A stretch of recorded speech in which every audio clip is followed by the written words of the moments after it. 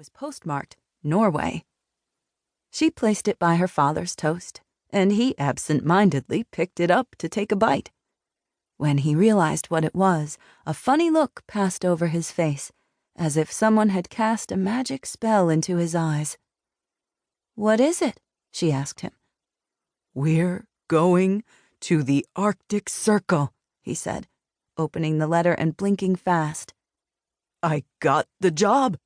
I didn't think I would, to be honest. I thought they would choose someone local.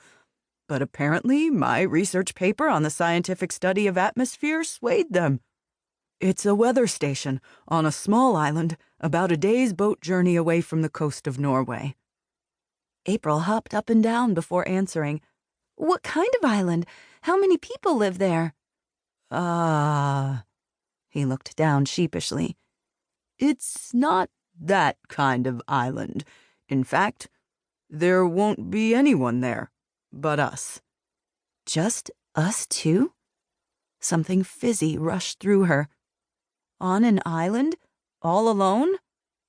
He leaned forward in his chair. "Think of the adventures we will have. We'll be like Scott of the Antarctic. The island is nothing like here. It's got inland lakes, mountains, streams. Imagine it, April. It's the last great unknown. There'll be no cars, trains, planes, no roads even. It's pure, untouched wilderness." He didn't need to say anything more because her heart was already racing ahead.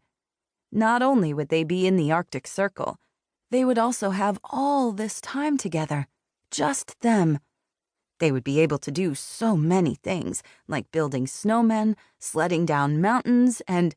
"Of course, my work there will be very important," Dad added with his most serious face. And her insides crumpled the tiniest bit. "What will you be doing?" "The Norwegian government wants a more accurate representation of how global warming is affecting the Arctic region, so I'll be monitoring the data over a 6-month period." April knew a lot about melting ice caps, and, along with fox hunting, it was one of the things that made her feel both angry and useless at the same time. "And my school?" she asked. "April," he said, leaning forward. 6 months in the Arctic will teach you more than 6 years at school ever will." She took a second look at him. His eyes were bright, and there were 2 pink spots of color on his cheeks. The feeling fizzed through her again. "When do we go?" Of course, not everyone was as excited. Granny Apples phoned at least 3 times a day to tell them how irresponsible they were being. What about the freezing cold temperatures, the waves as tall as skyscrapers, the killer walruses with sharp tusks she'd seen in one of those David Attenborough documentaries, or the dangers of an island where there was no hospital, no doctor, or even anybody else at all who could help them should they get into trouble. It just wasn't right for a girl of 11, she said, especially such a sensitive girl as April who, thanks to her father, was feral enough already. How could he possibly think going away to a deserted island, and not even a warm one at that, was in her best interests?